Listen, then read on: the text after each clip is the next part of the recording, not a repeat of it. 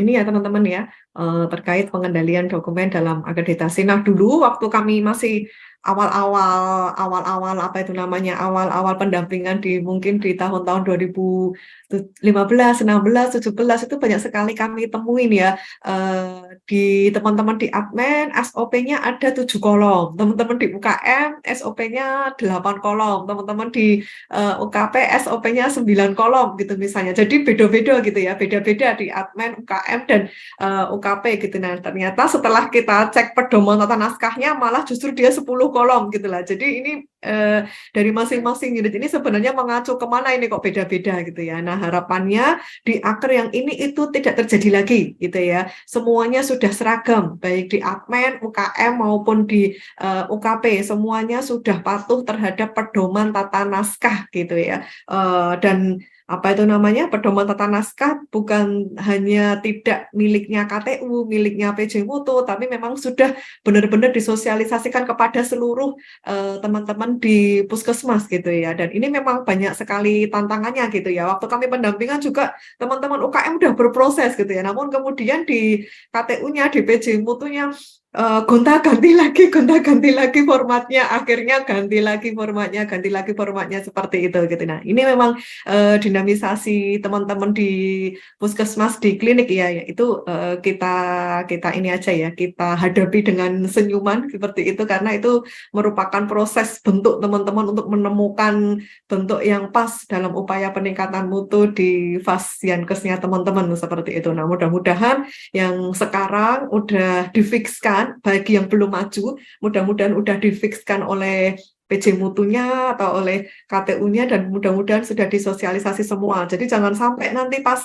SA gitu ya, pas di SA Dinkesnya seperti itu masih ditemukan perbedaan sistematika KAK, masih ditemukan perbedaan SOP apa kolom di SOP KK, kolom di SOP. Nah, ini jangan ya teman-teman, karena harusnya kita di reakreditasi ini sudah pada fase pembuktian bukti-bukti telusur gitu ya, sudah pada fase yang implementasi, kemudian RTL seperti itu, bukti TL gitu, dianggapnya dokumen itu udah settle, udah running aman seperti itu. Nah, ini kami juga berharap mudah-mudahan teman-teman yang hadir saat ini auto gitu ya, auto mungkin ya fardu ain, dokumennya sudah aman gitu ya, semuanya sudah patuh terhadap pedoman tata naskah dokumen gitu, baik di admin, UKM maupun UKP-nya gitu ya.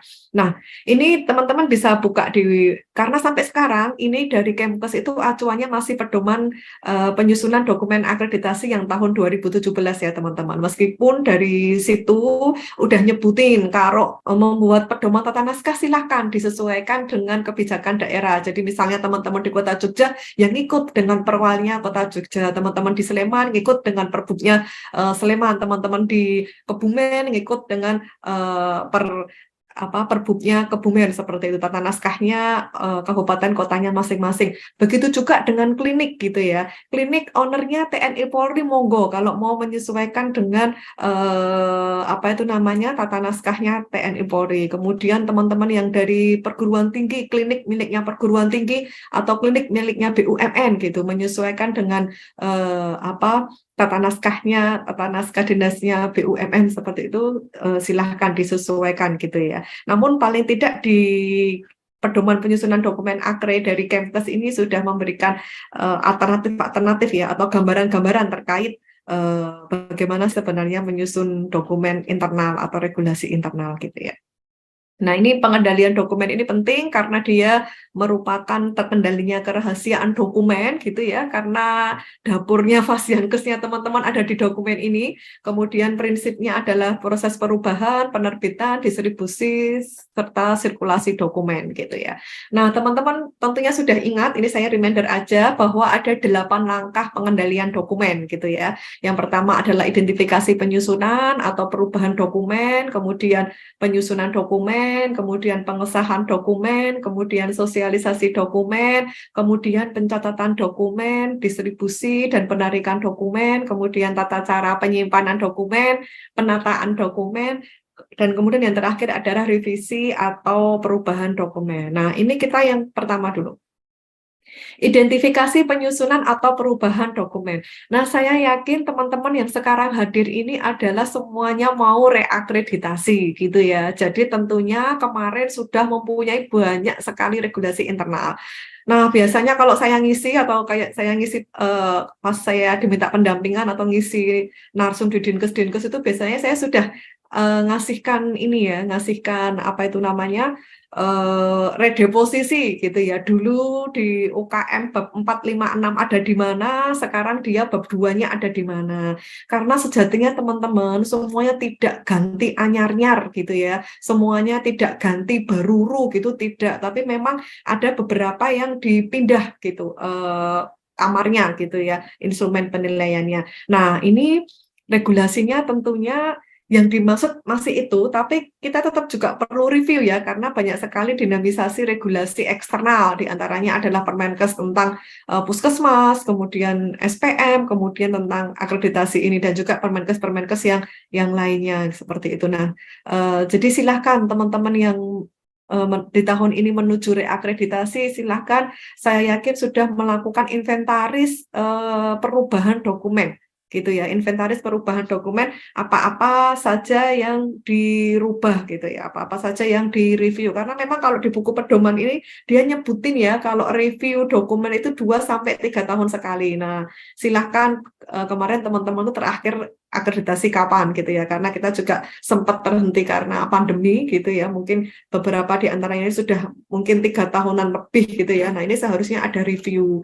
Nah, review ini memang bisa diganti, bisa tidak gitu ya. Nah, adanya perubahan dokumen internal, misalnya SK dirubah, SOP dirubah, ini tentunya adalah karena perubahan mekanisme di dalamnya dan juga karena adanya perubahan acuan yang diacu, karena perubahan acuan regulasi eksternal atau perubahan acuan dokumentasi eksternal gitu ya. Jadi misalnya ada Permenkes yang baru, kemudian ada referensi yang baru, ada juklak-juknis atau ada pedoman dari Kemkes yang baru, atau mungkin ada referensi yang diacu itu juga ada yang baru, ini maka regulasi internalnya suatu Fasdiankes juga perlu direvisi gitu ya.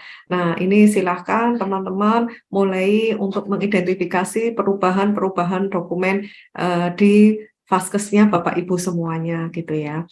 Nah, kemudian ini langkah yang kedua adalah penyusunan dokumen gitu ya. Nah, tadi kalau yang benar-benar baru, belum punya sekali, dia mulai mengidentifikasi dia belum punya apa, belum punya apa, belum punya apa, seperti itu. Tapi kalau yang udah direview, udah punya, kemudian ada review, silahkan yang direview apanya, tentunya regulasi eksternalnya baru, dimasukkan yang baru. Kalau yang udah nggak berlaku ya jangan dimasukkan lagi ke kolom mengingatnya, seperti itu. Kemudian kalau ada pergantian mekanisme atau pergantian ini, silakan langkah-langkah dan lain sebagainya silakan dimasukkan di SK atau SOP-nya itu gitu ya.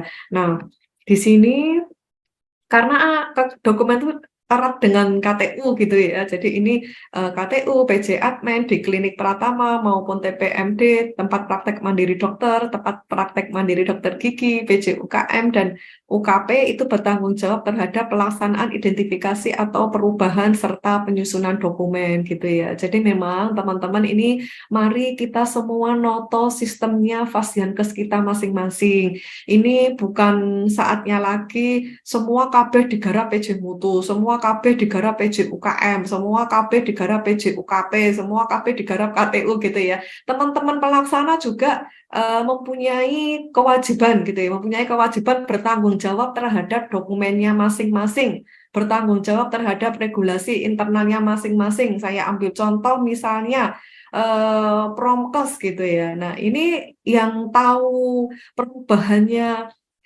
regulasi di Promkes, apa misalnya Permenkes tentang pemberdayaan masyarakat di bidang kesehatan, yang sekarang sudah diacu di nomor 8 tahun 2019. Nah, ini kan yang paling tahu teman Promkes ya dibanding mungkin PJ UKM-nya atau PJ Mutunya atau bahkan KTU-nya gitu ya. Jadi memang harus dari pelaksana ini, dari pelaksana di UKM, pelaksana di UKP maupun pelaksana di Admin gitu. Nah, dari situ teman-teman pelaksana mengidentifikasi perubahan-perubahan apa, kemudian bareng-bareng dengan PJ-nya masing-masing, kemudian naik ke PJ Mutu gitu ya. Nanti untuk dikoreksi benar nggak sesuai dengan sistematikanya seperti itu gitu ya. Nah, kemudian penyusunan dokumen secara keseluruhan dikoordinir oleh tim mutu atau tim akreditasi gitu ya. Karena nanti tim mutu juga punya ini ya tugas gitu ya. Ini beberapa sudah jalan ya. Jadi tadi itu dari teman-teman UKM, Promkes, Mitatin, ini yang sudah nggak berlaku apa, nanti di KIA sekarang sudah ada Permenkes 21 tahun 2021 tentang ibu hamil, ibu melahirkan dan lain sebagainya. Nanti kalau masih pakai Permenkes yang 14 itu berarti dia harus diganti SK-nya, kemudian isinya yang perlu ditambahkan apa, ini kan yang tahu teman-teman Kesga gitu ya, teman-teman KIA. Nah, dari situ mereka masing-masing Promkes sendiri Mitatin, kemudian Kesling, kemudian KIA, kemudian dari situ dia diajukan ke PJ UKM, kemudian nanti PJ UKM-nya mengajukan ke PJ Mutu, kemudian nanti PJ Mutu lebih akan meneliti apakah benar sudah sesuai dengan sistematikanya gitu ya. Misalnya di kolom mengingat sudah benar sesuai dengan hierarki dokumennya, undang-undang, peraturan pemerintah, peraturan presiden, peraturan menteri, keputusan menteri seperti itu gitu. Jadi ini memang nanti dari tim mutu akan melakukan ini ya tanggapan, koreksi dan perbaikan dokumen gitu ya, mengkoordinasi proses pembuatan dokumen dan melakukan cek ulang terhadap dokumen. Ini memang sudah banyak beberapa puskesmas yang udah jalan ya. Jadi dari pelaksana ke PJ-nya masing-masing, kemudian dari PJ-nya masing-masing ke PJ Mutu. Nah, ini harapan kami juga teman-teman yang hadir di sini juga sudah melaksanakan seperti itu gitu ya. Meskipun mungkin tantangannya masih banyak gitu yang sering kami temui tadi itu di tingkatan mutunya masih berubah-ubah terus sistematikanya, sementara teman-teman ganti lagi toh lah saya nggak tahu, ganti lagi saya nggak tahu gitu. Nah, ini kita harus ini ya interaksinya atau komunikasi koordinasinya harus erat karena di 5 bab ini teman-teman itu cross reference-nya kuat sekali gitu ya, apalagi nanti bab 1 sama bab 2 dan juga bab 4 gitu ya, cross reference-nya kuat sekali. Jadi memang udah nggak saatnya kita pakai kacamata kuda masing-masing gitu ya, memang harus saling berinteraksi gitu. Nah, kemudian untuk selanjutnya tadi itu ya, fungsinya tim mutu nanti ngecekin seperti itu, kemudian pengesahan dokumen. Nah, pengesahan dokumen ini memang dilakukan oleh pimpinan tinggi suatu FKTP gitu ya, yaitu kepala puskesmas untuk puskesmas. Nah, ini ada dinamisasi lagi untuk teman-teman klinik ya, kalau teman-teman klinik ini sekarang hadir gitu ya, karena di Permenkes 14 2021 yang untuk klinik dia nyebutin PJ klinik adalah seorang dokter dan dia juga bertugas memimpin klinik gitu ya. Nah, mungkin untuk klinik yang dia miliknya perseorangan, oke lah memposisikan pimpinan kliniknya itu nulisnya PJ klinik gitu ya. Tapi untuk teman-teman yang TNI Polri sama teman-teman yang BUMN itu agak perlu distabilisasi, perlu dikalibrasi karena mereka udah ada ketentuannya sendiri gitu ya, berdasarkan jabatan golongan, sehingga pimpinan kliniknya belum tentu seorang dokter, sehingga di sana kalau di teman-teman klinik ada dinamisasi lagi, terutama yang klinik TNI Polri dan klinik BUMN gitu ya, ada kemungkinan nanti dia ada pimpinan klinik atau kepala FKTP, ada PJ klinik gitu ya, karena kalau PJ klinik harus seorang dokter, sementara kalau di TNI Polri dan BUMN pimpinannya itu harus dia menjabat golongan tertentu gitu. Nah, ini dinamisasinya ya. Nah, ini kalau di buku penyusunan dokumen akhir yang mengesahkan harus pimpinan tertinggi di FKTP tersebut seperti itu gitu. Kalau puskesmas aman, ini kita agak kemarin banyak diskusi itu di klinik karena klinik tidak sama semuanya gitu ya. Bentuknya macam-macam, ada yang milik perseorangan, milik swasta, miliknya PTN, miliknya BUMN, miliknya TNI Polri gitu. Kemudian sosialisasi dokumen. Nah, tadi regulasi internal biar lebih dikenal itu harus disosialisasikan gitu ya, disosialisasikan kepada seluruh karyawan ya. Nanti kalau wah dokumen kami itu SOP-nya sendiri aja udah 200-an ya Bu gitu ya. Ya nggak dipetatin satu-satu sih, paling tidak mengetahui kita itu punya dokumen-dokumen apa. Paling tidak ya di unitnya masing-masing itu mengetahui gitu. Jangan sampai nanti yang tahu PJ mutunya, yang tahu PJ UKP-nya, PJ UKM-nya, tapi pelaksananya malah nggak tahu gitu. Ini jangan sampai ini ya. Karena pernah kejadian seperti itu gitu. Karena semuanya yang buat PJ UKM, PJ UKP-nya gitu sama PJ mutunya, jadi malah anaknya nggak tahu kalau itu ada SOP-nya, sementara adalah pas ditanya sama surveyornya gitu. Nah ini semua pelaksana harus tahu ada SOP apa yang ada di unit tersebut gitu ya. Kemudian langkah yang selanjutnya adalah pencatatan dokumen, distribusi, dan juga penarikan dokumen. Nah, di sini Kepala FKTP menunjuk salah satu anggota tim mutu atau tim akreditasi sebagai petugas pengendali dokumen. Dia disebutin di situ ya. Dan di buku pedoman penyusunan dokumen akre ini juga udah disebutin ya, apa itu namanya, pengendali dokumen itu tugasnya sebagai apa gitu. Nah, ini memang sebaiknya teman-teman nanti bisa mungkin anaknya KTU atau mungkin anaknya tim mutu gitu ya, jadi PJ pengendali dokumen biar terpusat, terfokus gitu. Dia nanti yang bertugas sebagai penomoran dokumen, kemudian mencatat daftar dokumennya, inventaris dokumen internal yang dimiliki itu apa saja, kemudian regulasi eksternal yang dijadikan acuan itu apa saja, seperti itu ada pencatatannya gitu ya. Kemudian menyerahkan dokumen kepada pengusul untuk digandakan, kemudian mendistribusikan dokumen yang sudah diberi stempel terkendali seperti itu gitu ya.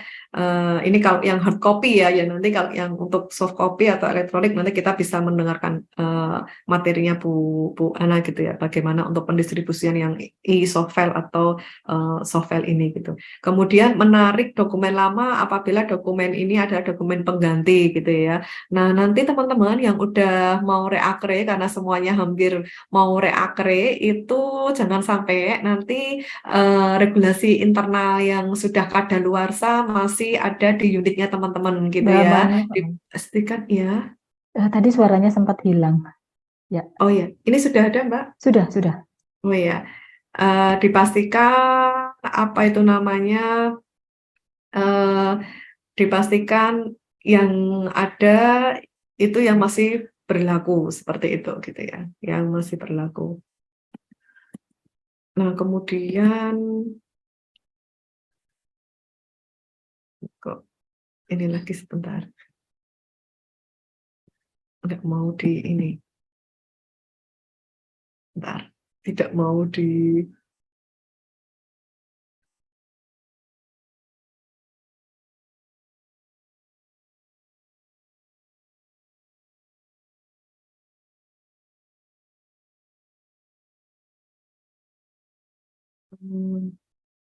kemudian bentar ya, ini kok nggak bisa dianusin Mbak.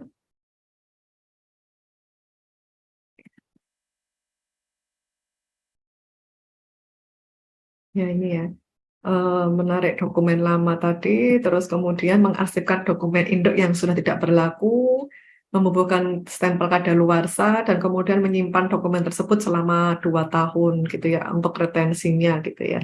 Kalaupun ada ketentuan lain di tempatnya teman-teman, mau nggak mau disesuaikan dengan kearifan lokal di pemkapnya teman-teman gitu ya. Memusnahkan dokumen sesuai dengan waktu yang ditetapkan gitu ya.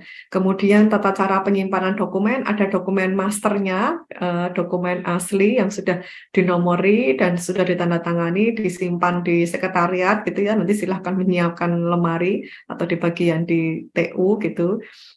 Kemudian yang sudah difotokopi, sudah di-stempel terkendali, disimpan di masing-masing unit gitu. Kemudian nanti di masing-masing unit sebaiknya diletakkan di tempat yang mudah dilihat, mudah diambil, dan juga mudah dibaca oleh teman-teman pelaksana gitu ya. Nah, untuk penataan dokumen memang ini kalau di buku penyusunan dokumennya dia diminta untuk sesuai dengan ininya ya, EP-nya gitu ya, kriteria dan elemen penilaian. Nah, nanti kalau ganti lagi EP-nya, ganti lagi kriterianya ya diubah lagi seperti itu. Tapi beberapa teman-teman sudah menoto itu lewat regulasi internalnya ya. Jadi misalnya dia SK dulu. Jadi misalnya lemarinya itu ada 3 rak pertama yang admin dulu itu ada box folder SK dulu, kemudian pedoman-pedoman dulu, SOP seperti itu, ada juga yang seperti itu. Eh, tapi kalau misalnya lebih nyaman sesuai ini apa kriteria atau EP-nya ya mau kemauan teman-teman menyesuaikan gitu ya. Kemudian revisi atau perubahan dokumen gitu. Ini tadi itu ya, ini posisi teman-teman saat ini saya yakin banyak sekali yang direvisi gitu ya. Nanti jangan lupa ada inventarisnya gitu ya. Dilakukan setelah proses pengkajian serta harus mendapat pengesahan sesuai pejabat yang berwenang. Setiap kali revisi, halaman akan mengalami perubahan. Isi revisi perubahan tercatat di riwayat perubahan dokumen seperti itu ini ya. Ini saya yakin teman-teman SK-nya banyak yang direvisi karena Permenkesnya juga banyak dinamisasi. Kemudian karena SOP itu kan ada kolom kebijakan ya. Nah, kolom kebijakan itu kan isinya SK-nya Vaskesnya gitu ya. Isinya kan kebijakan tertinggi di Vaskes tersebut. Kalau kebanyakan ganti ya otomatis juga SOP-nya akan revisi gitu ya. Nah, ini memang dinamisasi yang harus dilalui oleh teman-teman. Nah, itu sekilas terkait 8 langkah pengendalian dokumen. Nah, kemudian saya sedikit akan reminder kembali untuk pengendalian dokumen dalam akreditasi gitu ya. Kalau dulu itu di 2.3.10 ya. Kalau sekarang di 1.2.2 gitu ya tentang pengendalian dokumen gitu. Nah, untuk 1.2.2 ini sebelum kita melihat ke EP-EP-nya perlu kita pelajari pokok pikirannya gitu ya. Dia nyebutin bahwa dalam menyusun SK, kemudian pedoman, panduan, prosedur, kerangka acuan itu didasarkan pada ketentuan peraturan perundangan, kemudian atau berbasis bukti ilmiah terkini. Itu maksudnya referensi yang terupdate, misalnya referensinya seorang akademisi atau referensinya Kemkes, pedoman panduannya dari Kemkes atau Juklak Jukmis seperti itu gitu ya.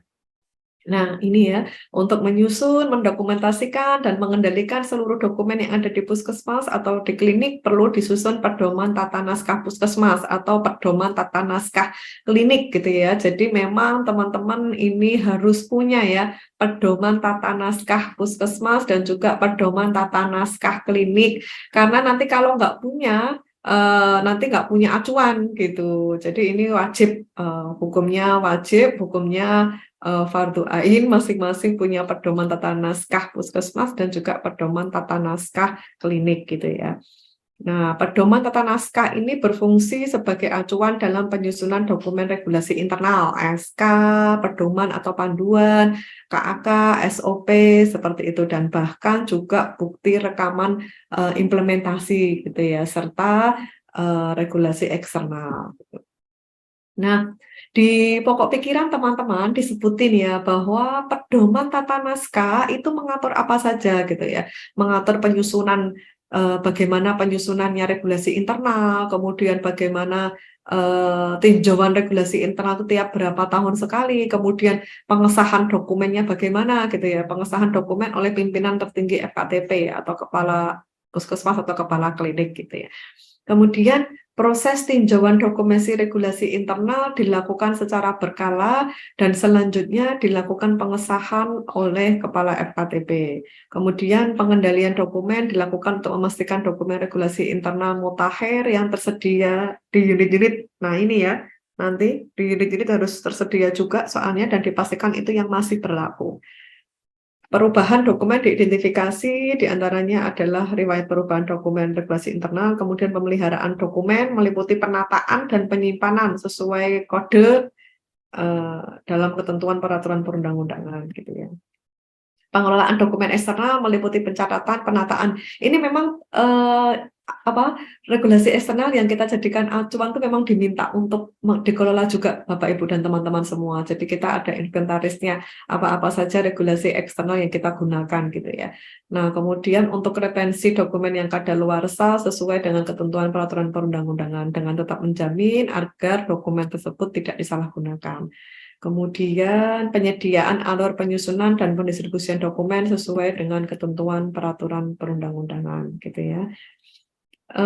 Penyusunan pedoman naskah merujuk pada kebijakan masing-masing daerah tadi itu.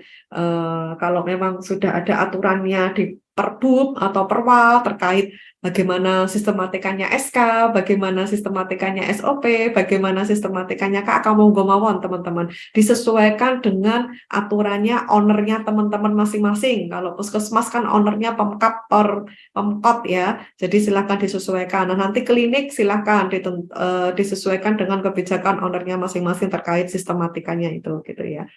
Kemudian seluruh pegawai harus menggunakan SK, pedoman panduan, KAK, dan prosedur yang telah ditetapkan untuk pelaksanaan kegiatan, baik yang beraroma KMP, UKM, maupun UKP, dan juga lab dan farmasi. Gitu.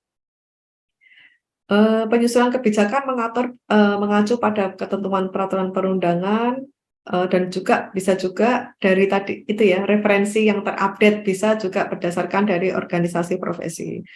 Kemudian masing-masing pelayan kesehatan perseorangan harus menyusun prosedur pelayanan kesehatan yang mengacu pada pedoman pelayanan kedokteran atau panduan praktek klinis gitu ya. Kemarin kan sudah disosialisasikan ya panduan praktek klinis di FKTP gitu.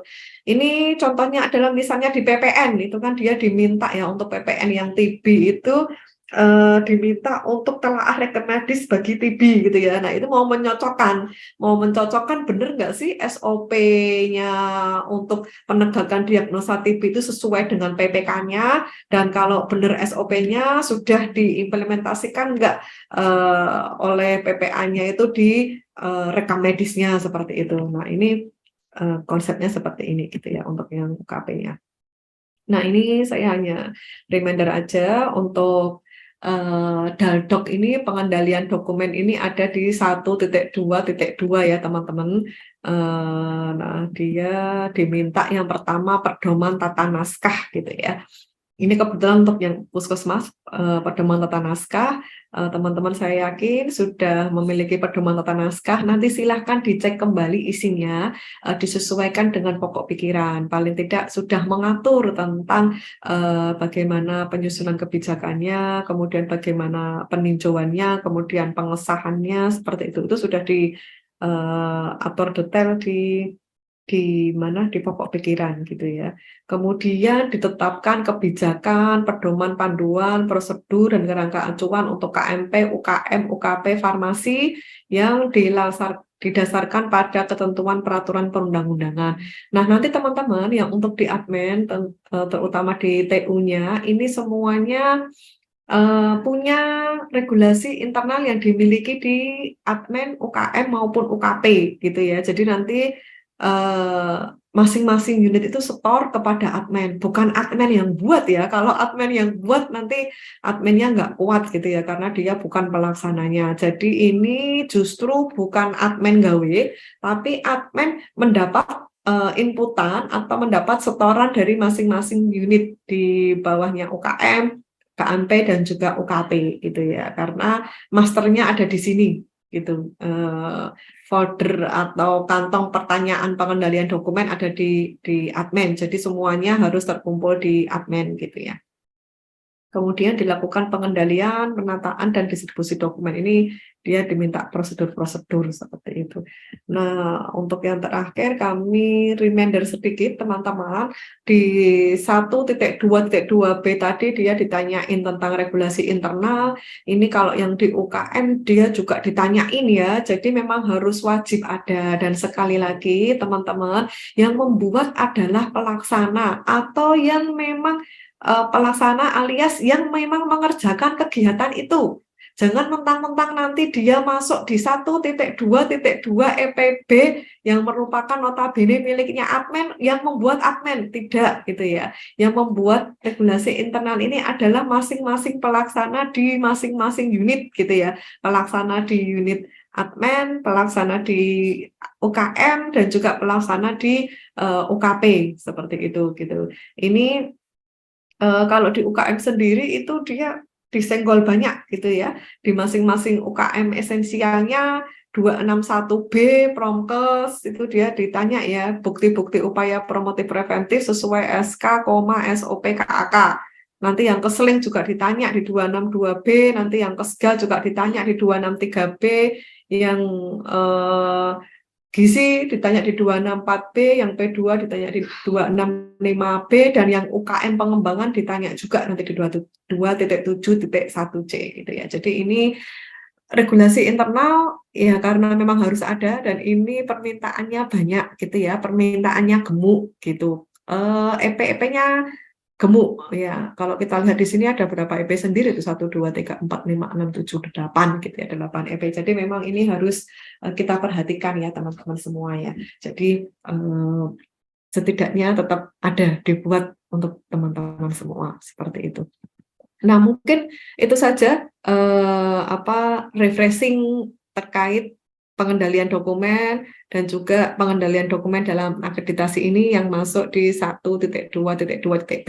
Besar harapan kami, teman-teman yang sekarang hadir, semuanya sudah berproses di regulasi internalnya, baik SK, SOP, KAK, dan tidak hanya fokus pada regulasi internal saja, tapi memang sudah benar-benar fokus pada implementasi, dan implementasinya itu sudah ada upaya-upaya untuk RTL dan juga bukti TL-nya gitu ya. Sudah ada implementasinya dan ada upaya-upaya perbaikan terhadap implementasinya itu. Dokumen memang penting gitu ya, dokumen memang penting, tapi jangan kita terlalu fokus ke dokumen gitu ya, apa itu namanya. Tapi juga yang terpenting adalah bagaimana implementasinya dan bagaimana upaya perbaikan terhadap hasil evaluasi implementasi yang kita laksanakan di pelayanan di FKTP, baik di puskesmas maupun di klinik seperti itu gitu. Baik, Mbak Yanti, mungkin itu saja pengantar dari saya terkait reminder untuk pengendalian dokumen. Seperti itu, terima kasih. Wassalamualaikum warahmatullahi wabarakatuh. Saya lanjutkan Ya, silahkan Ibu. untuk pengelolaan arsip elektronik menuju transformasi digital, begitu ya.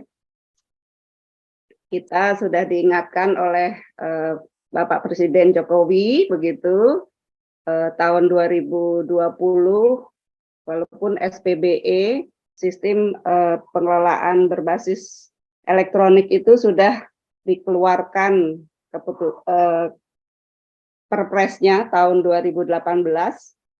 Kemudian 2 tahun kemudian Pak Jokowi pada saat ulang tahun kearsipan ke-50 itu juga mengingatkan kembali kepada kita semua, Bapak Ibu, tentunya kita yang bekerja di pemerintahan maupun di swasta, semua terkait dengan kearsipan.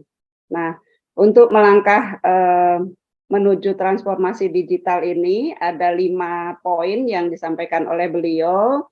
Yang pertama, segera lakukan percepatan perluasan akses dan peningkatan infrastruktur digital dan penyediaan layanan internet.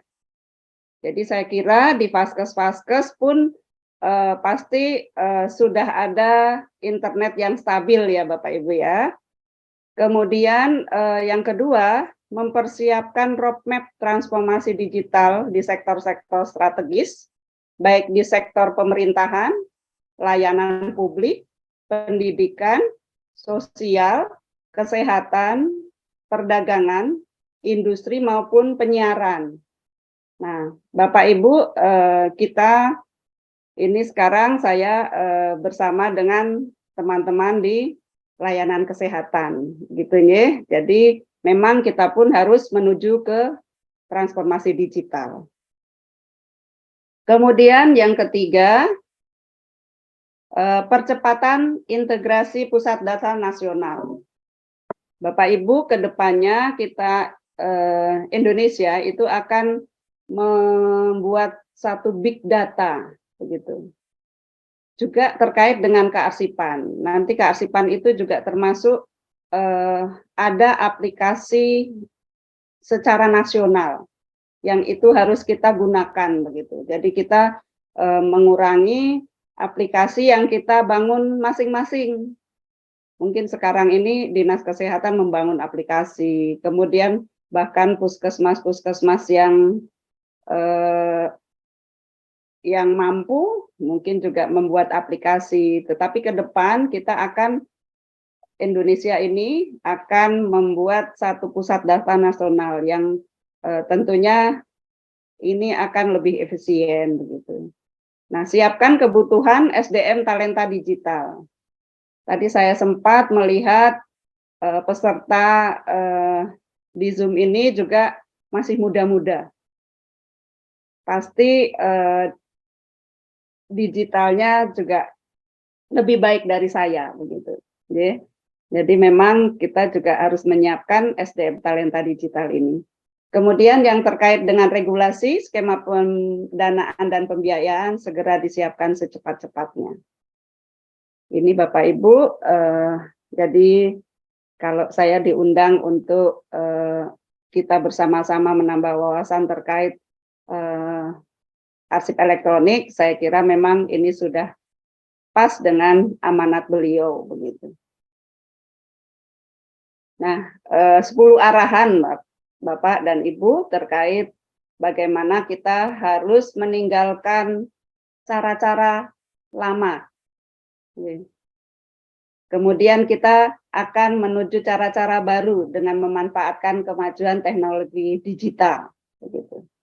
Nah, kemudian juga pola lama itu pengarsipannya juga tidak efisien, aksesnya juga lambat dan tersebar di mana-mana. Gitu. Kemudian yang ketiga, mengembangkan manajemen arsip berbasis elektronik, baik secara melacak dan mengidentifikasi arsip secara baik untuk menyiapkan alat registrasi untuk pelestarian arsip digital milik komunitas. Jadi kita di tempat kerja itu bukan arsip pribadi, tetapi arsip milik komunitas, begitu ya Bapak Ibu ya. Kemudian yang keempat, inovasi pengarsipan tidak semata ditujukan untuk pengelolaan arsip pemerintah, tetapi juga untuk menyediakan portal dan berisi konten yang akrab dengan publik, dengan layanan akses yang nyata. Gitu. Selanjutnya, yang kelima, membangun sistem pengamanan arsip jangka lama yang dipindahkan secara otomatis dari tempat penyimpanan. Yang keenam, segera melakukan inovasi dan adaptasi terhadap teknologi digital, layanan arsip lebih cepat, dan akses arsip yang nyaman bagi publik harus disiapkan. Jadi ruang keterlibatan publik dan komunitas harus diprioritaskan, Bapak Ibu. Kemudian aplikasi Sri Kandi agar kearsipan lebih terintegrasi, ini juga sudah kita mulai, begitu. Jadi saya kira Bapak Ibu ini juga berada di puskesmas, berada di bawah Pemda kabupaten kota, bahkan mungkin ada yang di provinsi, yang tentunya ke depannya harus kenal dengan aplikasi Sri Kandi ini. Sistem kearsipan dinamis terintegrasi. Singkatannya itu Bapak Ibu. Kita akan menuju ke sana. Kami di DIY akan live besok Senin Bapak Ibu. Jateng mungkin beberapa tempat sudah live. Jadi di Indonesia ada berapa puluh tingkat provinsi yang sudah live, kemudian kabupaten kota juga sudah lebih banyak, jadi sudah ada berapa ratus begitu sudah mulai live ke Sri Kandi. Begitu. Nah, kemampuan kita dalam mengelola arsip harus semakin baik karena arsip sangat penting sebagai landasan dan keputusan yang cepat dan tepat. Begitu, ya. Nah, yang ke-9, pendokumentasian kekayaan seni budaya dan penyajian yang menarik untuk membangun kecintaan terhadap budaya bangsa.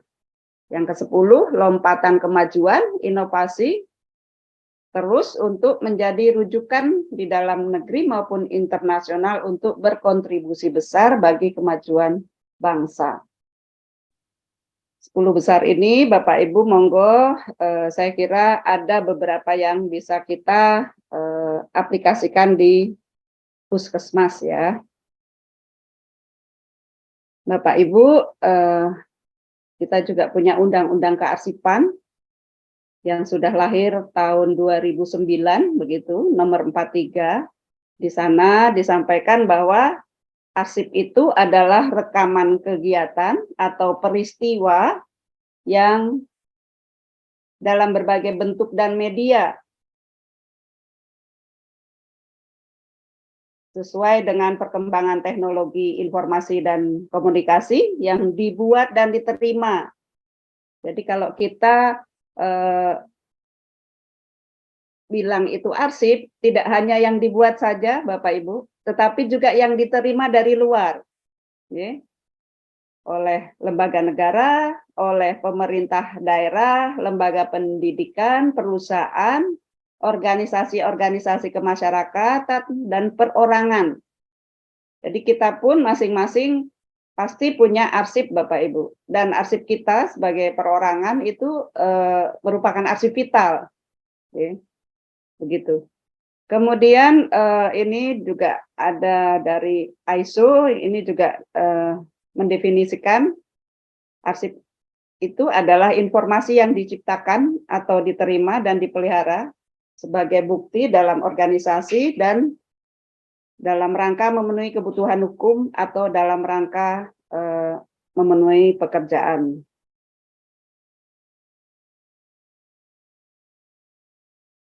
Bapak Ibu, dalam penyusunan dokumen akreditasi ini menjadi salah satu persyaratan ya. Jadi tadi Bu Maya itu menyampaikan jangan dalam akreditasi jangan dokumen-dokumen saja yang diperhatikan, tetapi juga implementasi kegiatan dari dokumen tersebut begitu. Jadi memang dua-duanya kita harus perhatikan ya Bapak Ibu ya.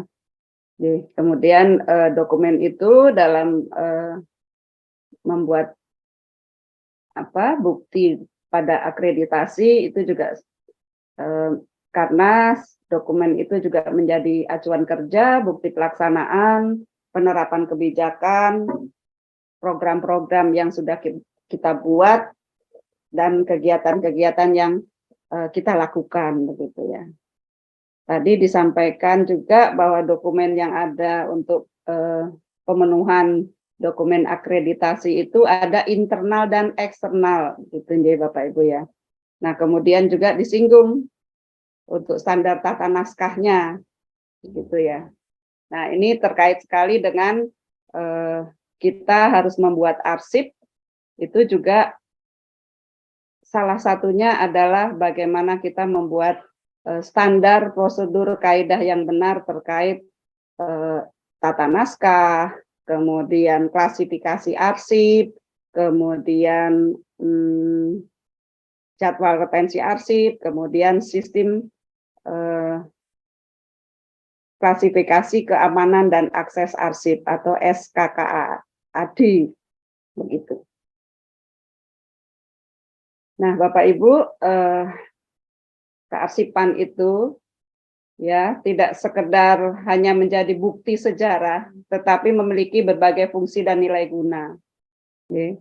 Secara fungsional, arsip akan dibutuhkan oleh pimpinan sebagai bahan pertimbangan dalam mengambil keputusan organisasi. Gitu. Jadi memang beberapa pertanyaan tadi. Jadi kalau satu SOP itu ya harus ditandatangani oleh pimpinan begitu. Oke. Karena itu juga menjadi bukti autentik untuk kita melaksanakan ketugasan-ketugasan yang ada. Saya pernah menjadi bagian dari apa itu?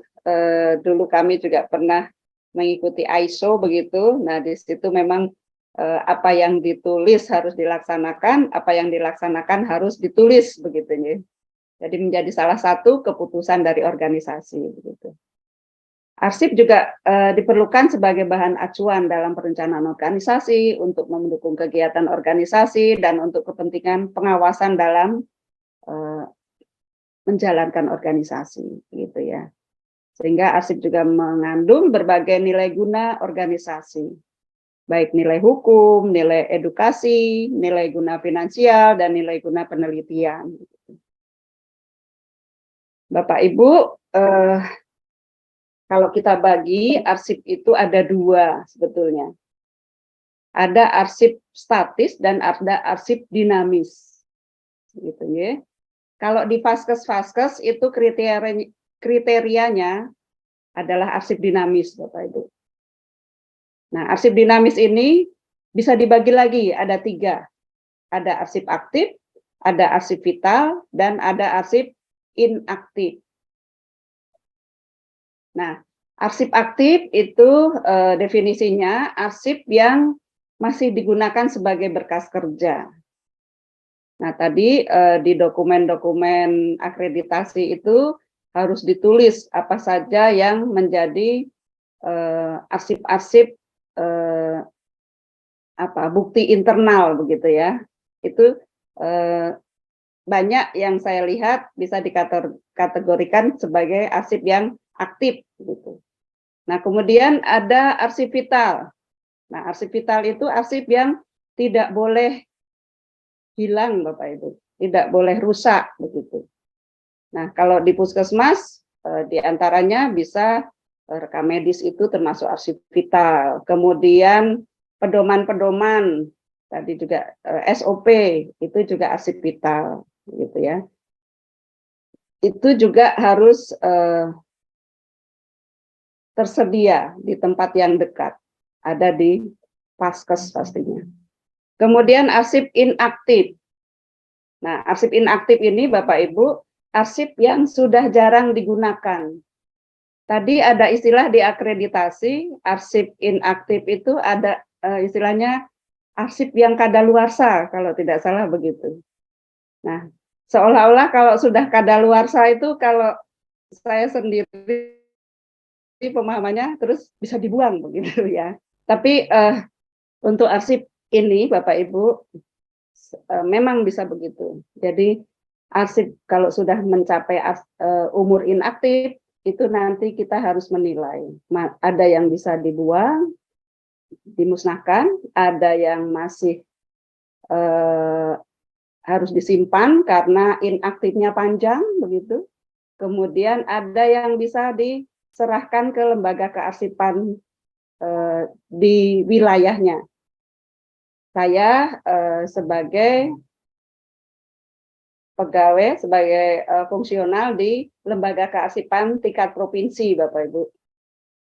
Mungkin Bapak Ibu kalau di kabupaten kota itu juga ada lembaga kearsipan daerah tingkat kabupaten kota.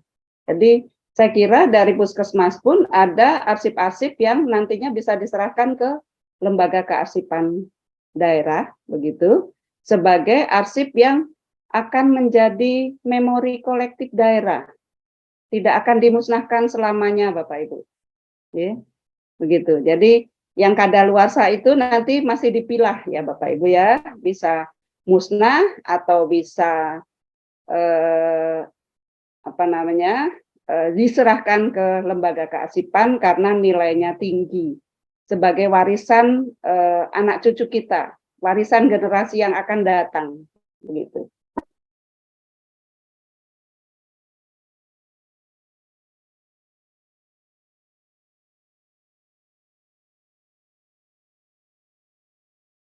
Bapak Ibu, kalau kita mengelola arsip dinamis, itu ada 4 tahapan yang harus kita ketahui, yaitu penciptaan arsip, penggunaan arsip, pemeliharaan arsip dan penyusutan arsip. Gitu nggih Bapak Ibu nggih. Saya kira ini selalu harus kita ingat dan harus kita laksanakan begitu Bapak Ibu. Nggih, daur hidup arsip seperti ini, ada 4 macam, 4 tahap. Nah, kemudian pada saat kita melaksanakan penciptaan arsip, itu kita harus berpedoman pada tata naskah dinas. Nah, tadi kita sangat erat kaitannya dalam membuat dokumen-dokumen itu harus berdasarkan tata naskah dinas, Bapak Ibu. Oke. Harus menggunakan tata naskah dinas. Kemudian tata naskah dinas ini Bapak Ibu, kalau sekarang kita itu zamannya inovasi ya. Nah, pada saat kita harus membuat naskah, kita mengacu tata naskah dinas, tidak boleh sedikit pun kita berinovasi. Titik koma, huruf besar, huruf kecil, kemudian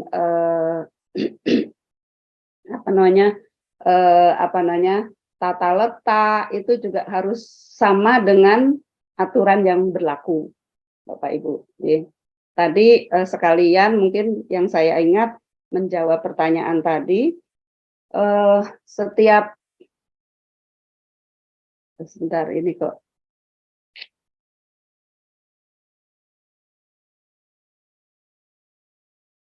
Sebentar, PowerPoint-nya kok berubah, Mbak Yanti.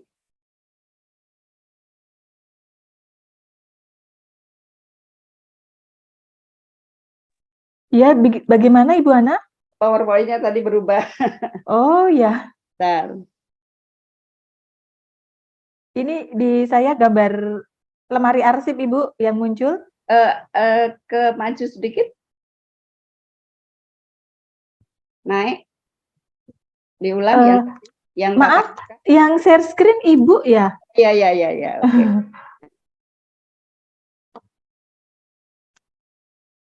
Nah, ini kan. Jadi itu tadi tata naskah ya. Kemudian Bapak Ibu, pada saat kita menata arsip, kita juga tidak boleh lepas dari klasifikasi arsip. Gitu nggih. Jadi kenapa saya ini juga sampaikan, karena ternyata peserta Zoom ini juga banyak dari Pemda begitu yang ini harus kita lakukan begitu ya. Seandainya itu ada dari klinik yang perorangan begitu, saya kira juga pedoman untuk tata naskah, klasifikasi, JRA dan SKKAD ini bisa dibuat sendiri lebih sederhana dan itu ditandatangani oleh pimpinan Faskes, bisa begitu Bapak Ibu. Nah, untuk klasifikasi ini Bapak Ibu itu terkait penomeran nantinya. Penomeran. Jadi penomeran semoga penomeran yang untuk akreditasi dengan penomeran yang ada di surat itu sebelumnya kan sebetulnya tidak boleh berubah ya. Walaupun kalau untuk SOP itu memang tidak ada nomor. Ya. Kemudian pada saat nanti memberkaskan arsip, nah kita juga akan mengacu pada klasifikasi arsip. Jadi kelas mana arsip itu? Jadi amanat Undang-Undang 43, Bapak Ibu, bahwa kita menyimpan arsip itu harus utuh. Harus utuh itu berarti satu kegiatan itu harus kita simpan mulai dari perencanaan sampai dengan laporannya. Begitu harapannya. Nah, itu nanti pada saat kita harus menyimpan utuh, berarti kode klasifikasinya juga harus sama. Begitu ya, tidak dengan klasifikasi yang berbeda-beda. Begitu. Nah, mungkin teman-teman untuk sudah kenalkah kode klasifikasi baru yang itu dari Kementerian Dalam Negeri 83 tahun 2022, kita akan segera juga menuju penomeran yang baru itu untuk nanti kita bisa lanjut menggunakan aplikasi Sri Kandi begitu. Selanjutnya jadwal retensi arsip.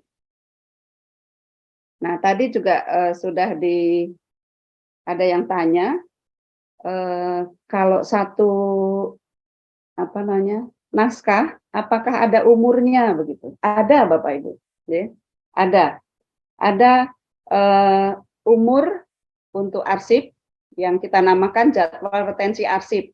Dan ini yang membuat jadwal retensi arsip adalah dari kabupaten masing-masing, dari provinsi begitu ya. Jadi ada nantinya produk perwal, perbuk atau pergub tentang jadwal retensi arsip. Begitu ya, Bapak Ibu.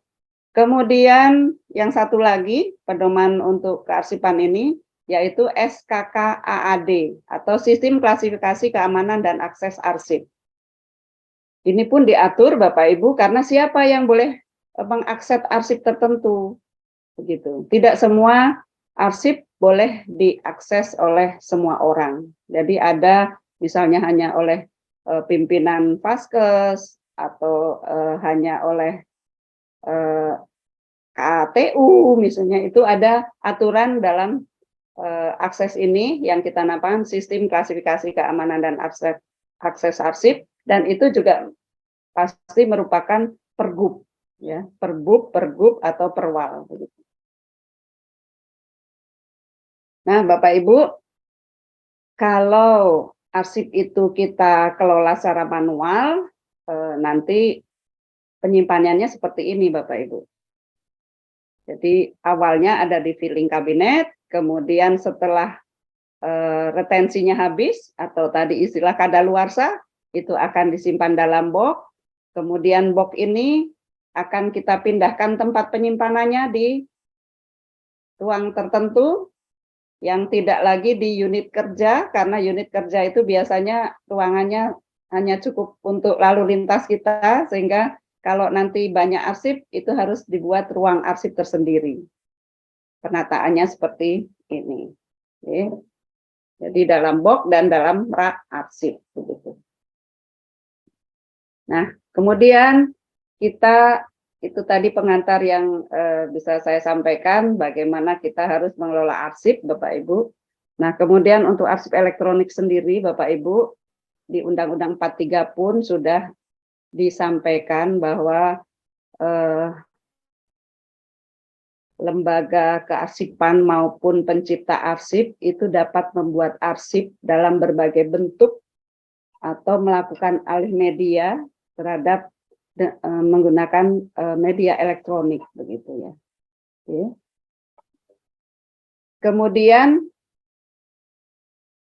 Kemudian arsip elektronik itu Bapak Ibu merupakan arsip-arsip yang disimpan dan dikelola dalam suatu format di mana hanya komputer yang dapat memprosesnya.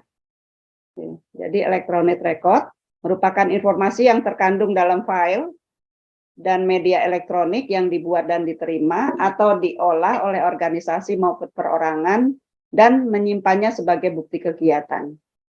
Begitu ya Bapak Ibu. Jadi tahun 2009 pun sebetulnya pemerintah kita itu sudah berpikiran bahwa kedepannya harus diatur juga terkait arsip elektronik yang akan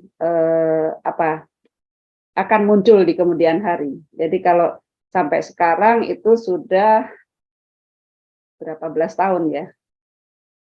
Sudah hampir 15 tahun begitu ya Bapak Ibu, dan ternyata sekarang kita sudah harus bertransformasi digital begitu. Kemudian setelah 2009 itu juga di Peranri nomor 6 2021 tentang pengelolaan arsip elektronik. Jadi Bapak Ibu, arsip elektronik adalah arsip yang dibuat dan diterima dalam format elektronik atau arsip hasil alih media. Jadi kalau kita membuat scan arsip itu juga termasuk arsip elektronik Bapak Ibu. Ya. Kemudian Undang-Undang 11 tahun 2008 itu juga menyampaikan bahwa dokumen elektronik adalah setiap informasi elektronik yang dibuat, diteruskan, dikirimkan, diterima, atau disimpan dalam bentuk analog, digital, elektromagnetik, optikal, atau sejenisnya yang dapat dilihat, ditampilkan, dan atau didengar melalui komputer atau sistem elektronik, termasuk tetapi tidak terbatas pada tulisan, suara, gambar, peta, rancangan foto atau sejenisnya, huruf, tanda, angka, kode akses simbol yang memiliki makna atau arti, atau dapat dipahami oleh orang yang mampu memahaminya. Oke, Bapak Ibu, itu.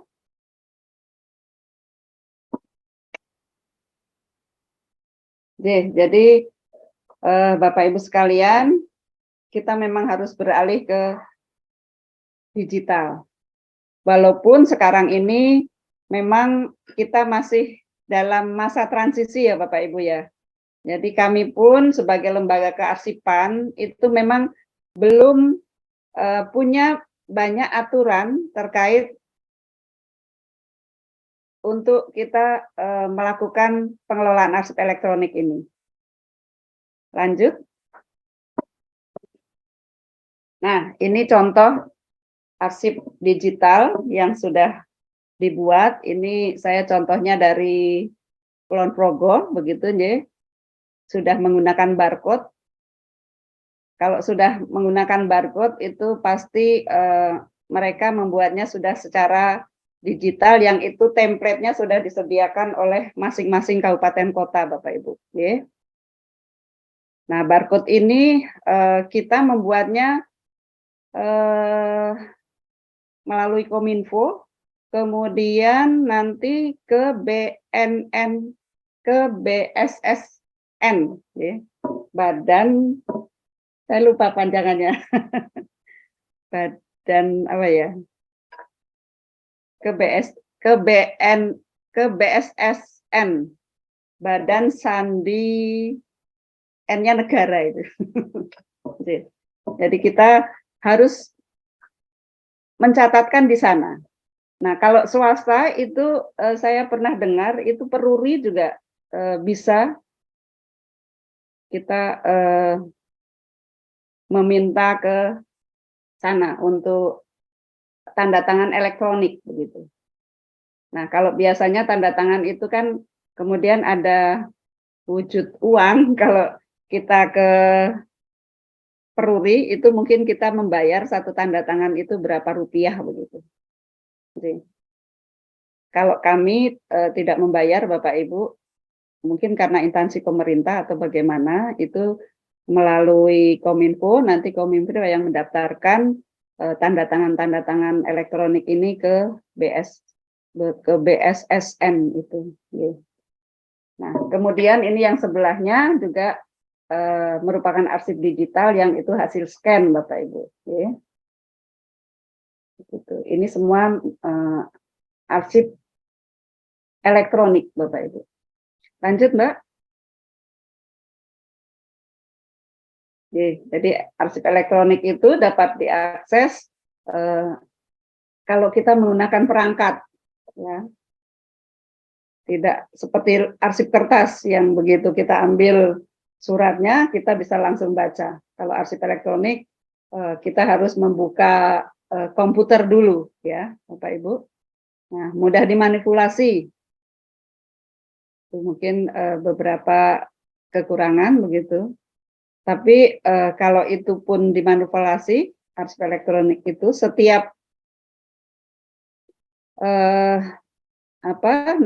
nanti manipulasi itu menjadi arsip yang baru. Jadi arsip lama itu masih ada Bapak Ibu. Oke. Lanjut. Nah, ini Bapak Ibu, saya kira sudah kenal semua. Kita sudah sering melakukannya, begitu ya. Teknologi perekaman arsip atau data pada era digital, yang dulu kita menggunakan kertas, kemudian ada foto harus dicetak, begitu ya. kemudian kita juga sering membuat gambar-gambar grafik, desain bangunan, begitu ya, yang itu harus dicetak, begitu ya. Kita sekarang bisa beralih ke media-media ini. Mulai dulu dari disket, yang disketnya tipis, lebar, kemudian jadi yang lebih kecil, kemudian ganti lagi, ada CD, gitu ya, DVD, kemudian juga ada external disk, kemudian ada flash disk, begitu ya. Nah, pada saat saya kehilangan flash disk itu rasanya lebih baik kehilangan uang 100.000, Bapak Ibu. Karena di flash disk itu ternyata banyak data, banyak dokumen, banyak arsip yang saya simpan di situ. Dan saya menjadi bingung karena ingatan saya terbatas gitu. Jadi betul-betul flash disk itu sangat berharga. Berapa puluh kali, ratusan ribu, seperti bukan lagi seperti yang kita beli begitu.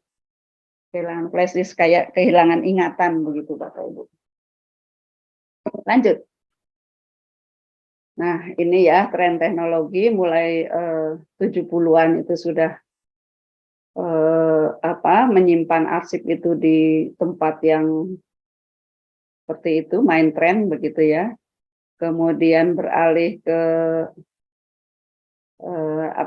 ke komputer yang ada kotaknya begitu ya Bapak Ibu ya, personal komputer ya. Sekarang kita sudah beralih ke laptop yang lebih tipis lagi menyimpanannya, menggunakan LAN begitu ya. Kemudian di tahun 80-an itu juga sudah internet sudah sangat luas begitu ya, menghubungkan komputer seluruh dunia. Dan akhirnya kita di tahun 2020-an ini sudah menggunakan cloud ya Bapak Ibu ya, menyimpannya di awang-awang sana begitu. Jadi luar biasa Bapak Ibu. Jadi kita memang juga harus ikut mengikuti tren yang sedang ada dan harus kita berusaha untuk lebih baik daripada yang kemarin itu, ternyata betul begitu ya. Walaupun seperti saya ya jadi tetap lola ya Bapak Ibu ya. Seperti hari ini pun kalau saya yang mengoperasikan itu bolak-balik kok tidak lancar begitu ya. Jadi saya minta dari Mbak Yanti untuk mengoperasikan ini. Lanjut. Nah, ini karakteristik arsip elektronik. Jadi kalau tradisional itu secara langsung dibaca, kalau elektronik itu tidak dapat langsung. Lanjut, Mbak. Nah, kemudian tidak dapat dipisahkan dari medianya. Kalau kita mengambil arsip tekstual itu ya medianya kertas begitu ya. Sudah begitu. Kalau untuk elektronik itu dapat dipisahkan dari medianya, gitu ya. Di medianya itu ada VCD, ada apa tadi flash disk, gitu ya. Tapi kita membacanya di komputer begitu, jadi bisa pisah dari medianya.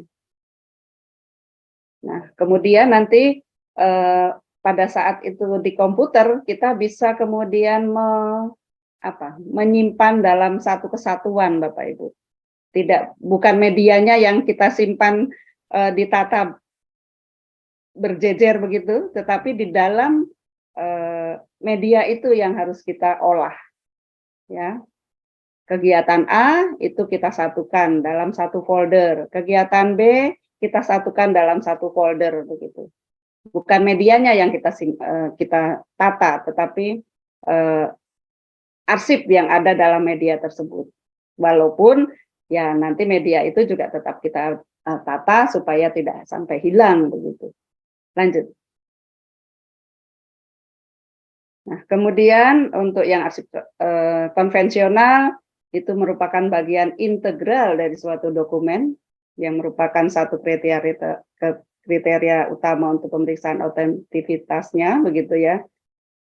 Kalau elektronik ini tidak langsung terlihat, tetapi dan tidak diketahui oleh pengguna awam begitu ya. Tetapi kemudian struktur fisiknya dapat dirubah ya, Bapak Ibu ya. Oke, lanjut. Nah, ini juga konteks fungsional dan administrasinya membentuk hubungan antara satu arsip begitu. Sedangkan yang elektronik ini menunjukkan bagaimana informasi direkam atau dibuat begitu ya. Lanjut, Pak.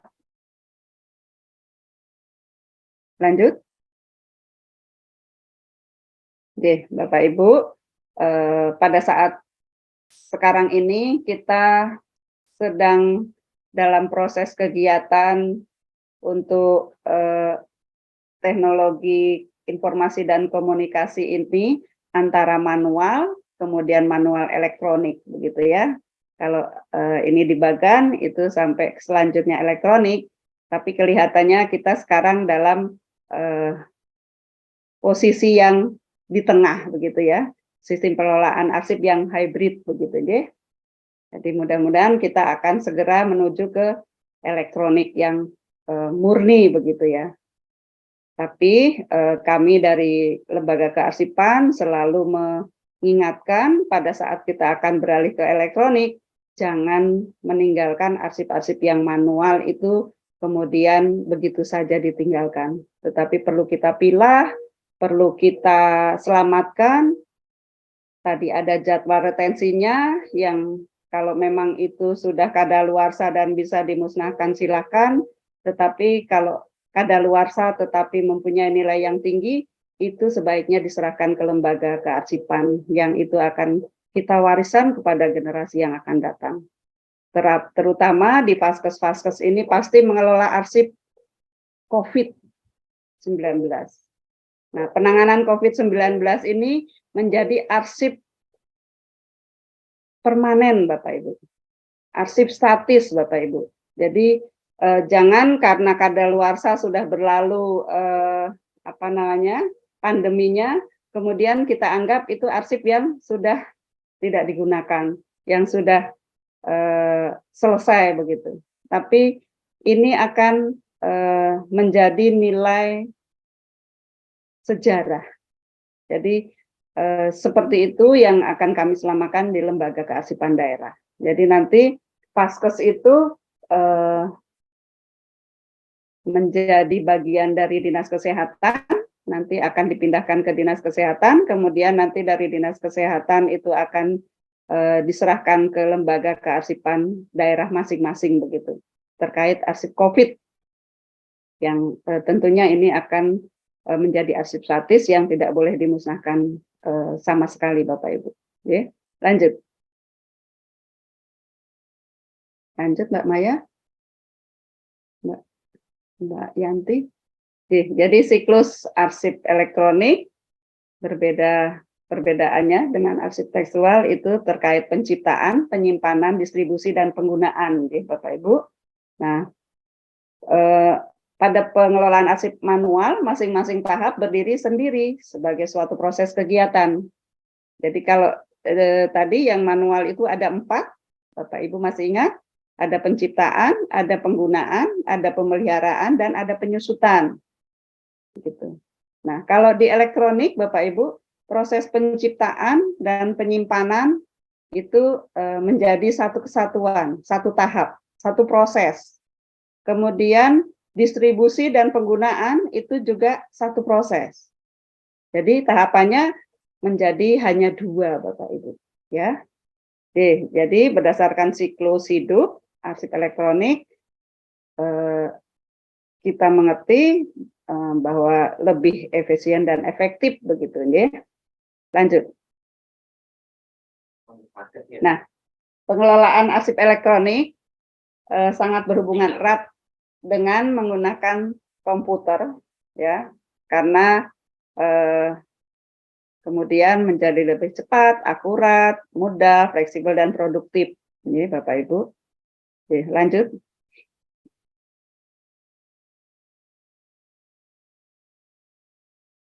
Kemudian untuk pengelolaannya Bapak Ibu ini bisa kita bagi, ada pengelolaan dokumen elektroniknya, yaitu yang dilakukan setiap pegawai kantor dalam bentuk penciptaan arsip dan penyimpanan. Kemudian menggunakan program aplikasi komputer yang biasa digunakan dalam pekerjaan kantor, seperti word processing, spreadsheet, publisher, dan program aplikasi perkantoran yang lain.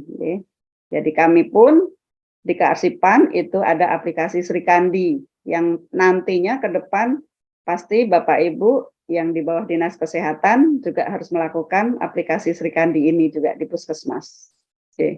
Kemudian sistem pemindaian. Nah, sistem pemindaian ini terkait nanti dengan alih media, Bapak Ibu ya. Jadi itu pun akan menjadi file elektronik. Ya, lanjut. Kayaknya ini sudah. Lanjut aja, Mbak.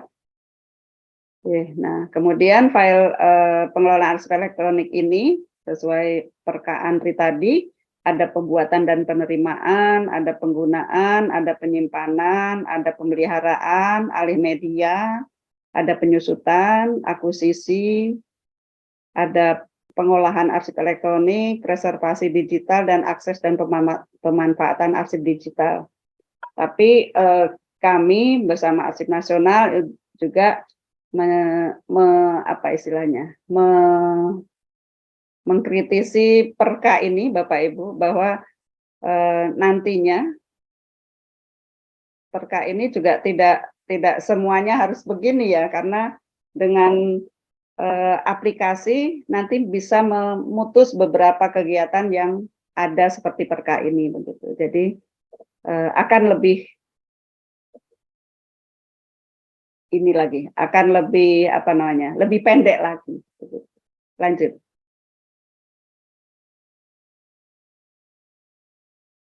Lanjut aja Mbak. Jadi penyimpanan arsip elektronik dalam pemberkasan ini diberkaskan adalah informasinya ya Bapak Ibu ya, tadi sudah sampaikan, bukan medianya. Walaupun medianya juga tetap kita simpan dengan baik ya. Dan medianya ini juga hati-hati Bapak Ibu, media ini juga cepat sekali berubah ya.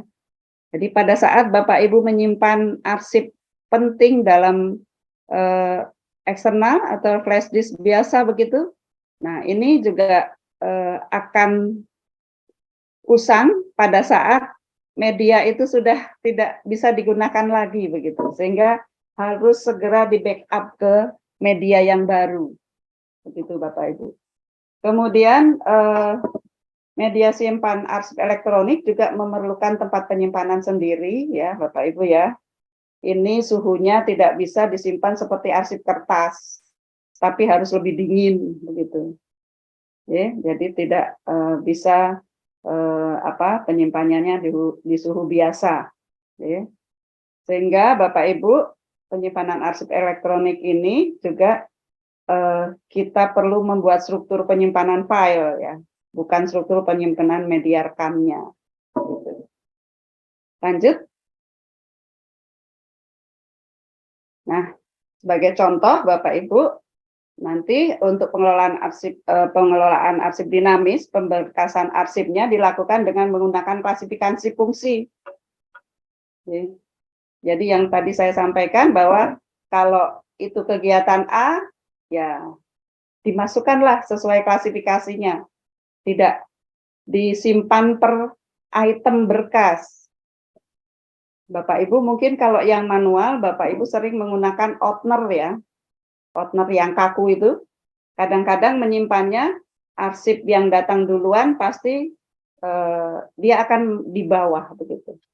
Nah pada saat dicari akan digunakan Bapak Ibu, kita pada saat itu arsipnya ada di bawah kan berarti kita harus membuka arsip yang di atasnya. Dan itu kita memberikan kepada pimpinan berarti item arsip. Itu Bapak Ibu. Sehingga di kearsipan itu disarankan bahwa penyimpanan arsip itu berdasarkan klasifikasi fungsi. dan disimpannya tidak menggunakan opener, tetapi map gantung, folder-folder begitu. Nah, seperti nanti di penyimpanan arsip elektronik, itu juga kita menyimpannya dalam folder-folder ya Bapak Ibu ya. Sama sebetulnya. Nanti fungsinya tetap harus ada, kemudian masing-masing disimpan dalam folder-folder gitu. Lanjut. Nah, saya mencoba menyimpan arsip dalam drive begitu ya. Ada saya scan undangan begitu. Itu kebetulan saya ada di bidang pembinaan dan pengembangan sistem kearsipan. Saya scan, kemudian saya simpan dalam drive begitu. Nah, nanti muncul seperti ini Bapak Ibu kira-kira, karena kita belum punya aplikasi ya. Nah, pada saat nanti ada aplikasi, otomatis arsip itu akan tersimpan di situ. Ada surat masuk sekian, ada surat keluar sekian, kemudian nanti kalau kita berkaskan berarti ada berkas sekian begitu. Nah, kebetulan kami di DPAD untuk aplikasi Sri Kandi baru launching di besok Senin Bapak Ibu, sehingga kami tidak bisa memperlihatkan. Tetapi di sini kami buatkan contoh. Jadi di situ ada folder-folder ya Bapak Ibu ya. Lanjut Mbak. Nah, misalnya ini kami membuat folder terkait kearsipan. Itu ada kodenya 043. Nah, di situ pengawasan kearsipan, di kearsipan itu ada macam pengawasan 3, yaitu ada pengawasan eksternal, internal, dan pengawasan yang dilakukan oleh ANRI. Nah, kalau saya memasukkan arsip-arsip pengawasan itu hanya di folder pengawasan, itu nanti mencarinya susah. Sulit ya Bapak Ibu ya, sehingga kami membedakan untuk pengawasan itu kita bagi 3 folder. Pengawasan eksternal sendiri, pengawasan internal sendiri, pengawasan yang dilakukan oleh ANRI sendiri. Saya kira pengawasan ini kok saya melihat tadi tahapan dari akreditasi kok juga hampir sama ya. Oh, ternyata kita juga harus memberikan bukti dukung kepada tim pengawas begitu. Sesuai dengan self assessment yang diberikan oleh mereka begitu. Nah, di tempat kami untuk pengawasan ini kami juga berusaha untuk membuat aplikasi pengawasan yang itu bukti dukungnya masuk di aplikasi itu. Begitu Bapak Ibu.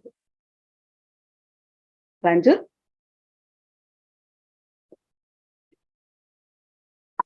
Nah, pada saat kami mencoba menelusur, begitu, mencari kembali arsip yang kami simpan dalam drive tadi, ternyata mudah sekali kita mencari, begitu, dalam bentuk fisik yang bisa kita baca, begitu Bapak Ibu.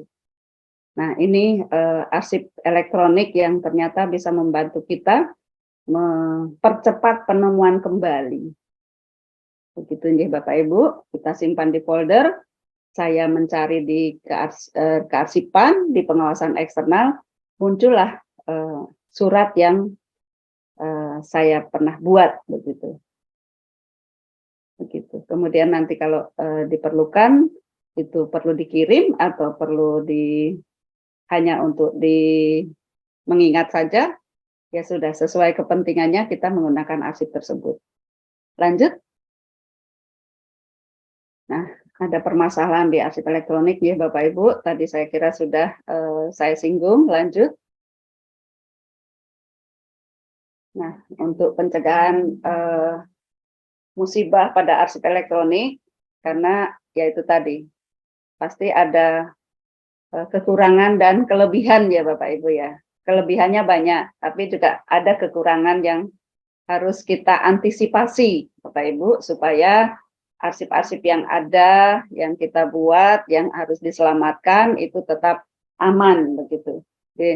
Jadi ada cara-cara Yang pertama, duplikasi dalam penyimpanan arsip yang tersebar.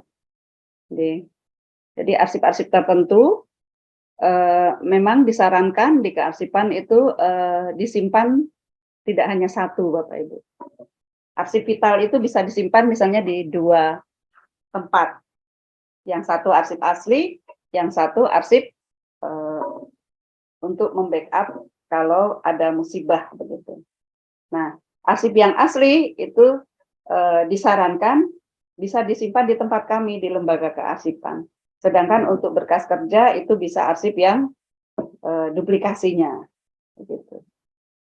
Nah, ini transfer secepatnya ke arsip nasional atau lembaga kearsipan daerah apabila arsip bernilai guna sekunder. Bapak Ibu, saya minta bantuan untuk penanganan arsip COVID-19 itu menjadi arsip statis ya Bapak Ibu ya. Nanti ada waktunya Bapak Ibu harus melepas arsip COVID itu untuk kita selamatkan di lembaga kearsipan sebagai arsip yang sangat berguna untuk generasi yang akan datang. Mungkin untuk penelitian, untuk apa yang digunakan oleh mereka nanti. Kemudian sistem membackup-nya yang reguler dan komprehensif. Kemudian preservasi, ya. Ini password dari sistem dan aplikasi juga harus selamat. Kemudian pengamanan fasilitas penyimpanan untuk perangkat digital. Oke, tadi saya sampaikan bahwa menyimpannya juga tidak seperti biasa, suhunya juga harus ada aturan tertentu yang sesuai standar begitu.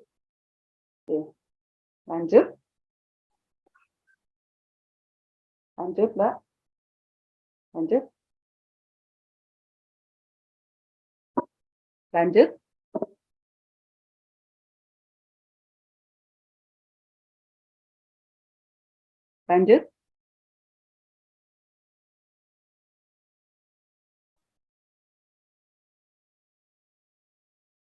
Ya, admin bisa dilanjut. Iya.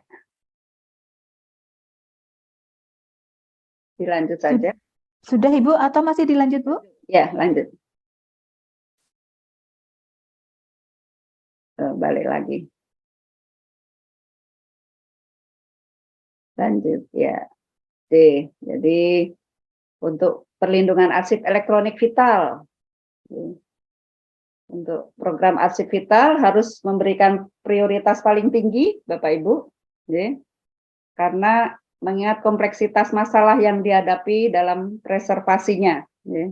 Tadi saya sampaikan bahwa arsip vital tidak boleh hilang, tidak boleh rusak begitu. Jadi harus ada lokasi penyimpanan di luar yang aman, off-site, ya. Tidak semua di on-site. Ya. Kemudian lembaga juga harus menyimpan secara offset duplikat dari perangkat lunak serta dokumentasi sistem dan aplikasi. Ya.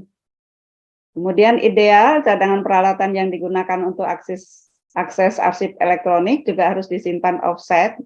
Jadi tidak hanya arsip elektroniknya saja yang harus dipreservasi, namun kemampuan lembaga untuk mengakses arsip juga harus dipreservasi. Jadi Bapak Ibu, kadang-kadang kita juga punya masalah pada saat arsip itu digital, kemudian kalau kita tidak membackup, itu suatu saat alat itu sudah tidak bisa digunakan, alat penyimpanan arsip itu. Karena apa? Perangkatnya juga sudah tidak ada begitu. Nah, jadi kalau kita yakin di situ ada arsip yang harus selamat, yang pertama bisa transfer ke lembaga kami, atau perangkat itu juga tetap harus aman ya. Perangkat yang untuk membaca arsip tersebut, atau segera alih mediakan arsip ke media yang lebih baru. Lanjut.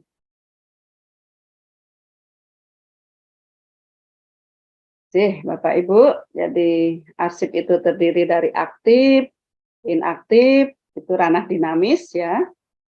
Ada vital juga. Nanti kedepannya kita akan menggunakan aplikasi sistem informasi kearsipan dinamis begitu. Sehingga arsip-arsip yang kita ciptakan itu juga nanti storage-nya, penyimpanannya juga dalam aplikasi itu aman begitu. Kalau sekarang kita kan masih setengah-setengah, jadi mau menyimpan di mana ya ini ya, begitu. Terus kita menyimpan di komputer masing-masing atau di flash disk masing-masing.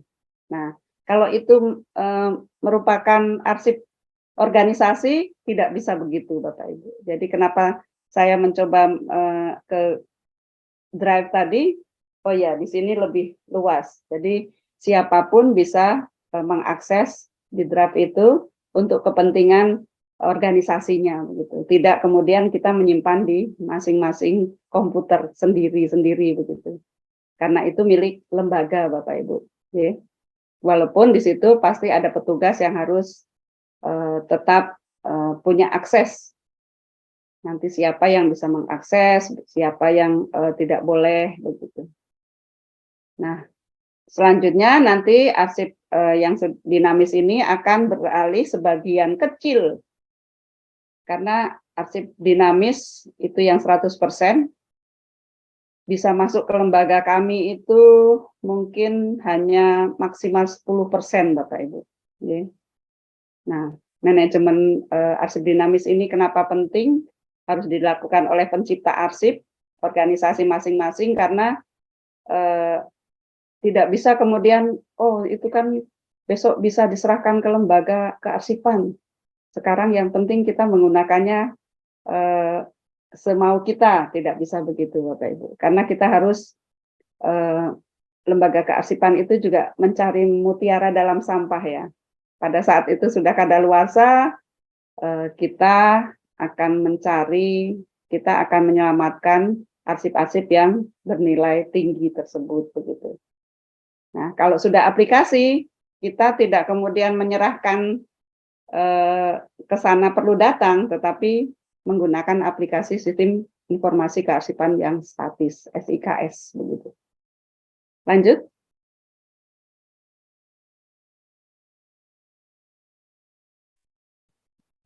Lanjut.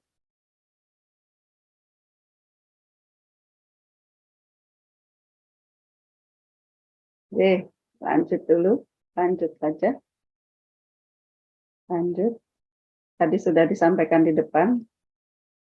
Oke, jadi dalam teknologi penciptaan arsip elektronik itu kita jangan lupa dengan isi, proses, isi, struktur, dan konteks arsip nih Bapak Ibu ya. Jadi sebuah arsip elektronik yang dimuat dengan perangkat keras dan perangkat lunak tidak begitu saja dapat digunakan dengan perangkat keras dan perangkat lunak lainnya nih Bapak Ibu. Jadi kita melihat karakteristik dari arsip elektronik itu sendiri begitu. Lanjut.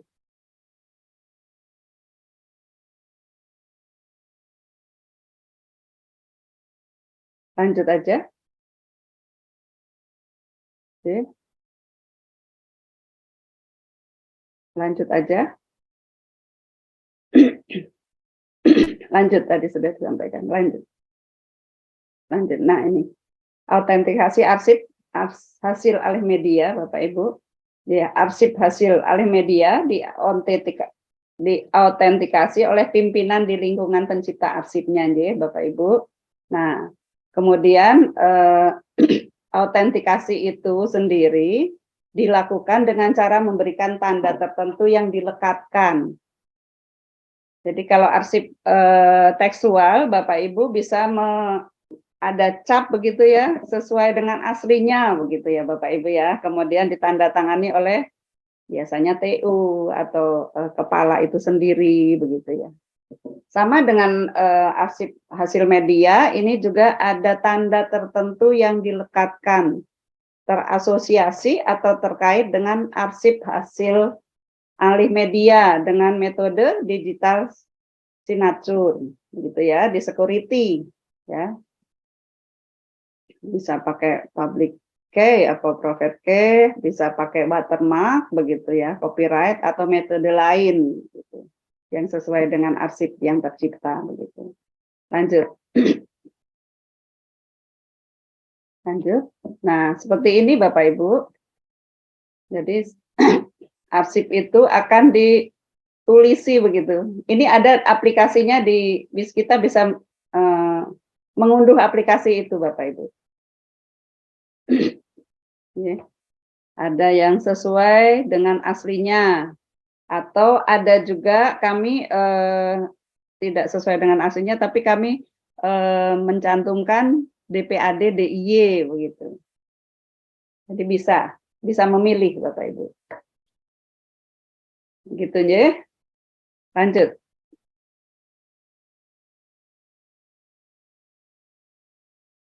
Nah, Bapak Ibu, karena arsip alih media itu tidak kita ciptakan secara elektronik, berarti kan harus kita buat daftarnya, gitu ya. Jadi tidak ada daftar di sana, tetapi harus kita buat daftar manual juga sebetulnya Bapak Ibu. Ya. Jadi di sini kita harus membuat daftar arsip yang sudah kita alih media.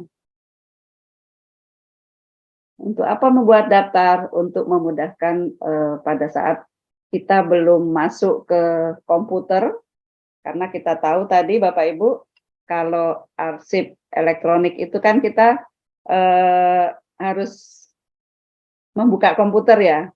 Nah, pada saat itu belum kita membuka komputer, kita bisa melihat daftar itu, mungkin ada salah satu yang di print begitu ya. Tapi memang kedepannya kita tuh paperless ya, jadi memang tidak ada juga yang di print begitu. Tetapi yang kita lihat adalah daftarnya dulu, tidak mencari arsipnya begitu. Nah, di daftar itu pastinya ada format seperti ini, jadi kita bisa mencari lewat nomor, jenis arsipnya, tahunnya, kemudian itu medianya, semula tekstual menjadi digital PDF, kemudian berapa lembar, alatnya apa, dilakukan kapan, terus keterangannya apa, begitu. Jadi begitu Bapak Ibu, pada saat kita mengalih media itu harus ada daftar alih media.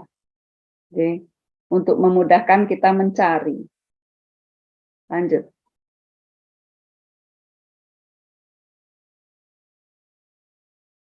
Nah, ini Bapak Ibu, kita juga banyak arsip-arsip yang sudah kita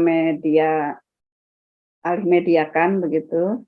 Jadi Bapak Ibu pada saat silahkan mencoba-coba mungkin ya, kita punya layanan informasi online.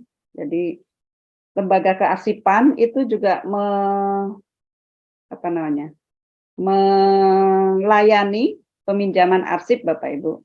Ya, peminjaman arsip bisa dilakukan dengan online. Itu ada sistem kearsipan, nanti dicoba, nanti Ibu Bapak bisa melihat arsip apa yang Bapak Ibu cari, begitu nanti bisa muncul di sana. Ya. Kemudian JIKN, ini jaringan yang lebih luas lagi. Ini juga ada alamatnya, Bapak Ibu bisa coba seperti apa nanti arsip-arsip yang sudah kami alih mediakan tentunya. Jadi di situ ada watermark juga terkait hak yang memiliki awal dari arsip tersebut. Jadi kalau arsip itu beredar ke tempat luas, itu tetap diketahui, oh ini tuh arsipnya DPAD begitu. Jadi watermark itu menunjukkan bahwa arsip itu aslinya punya DPAD, walaupun tersebar kemana-mana begitu. Lanjut. Bapak Ibu, lanjut.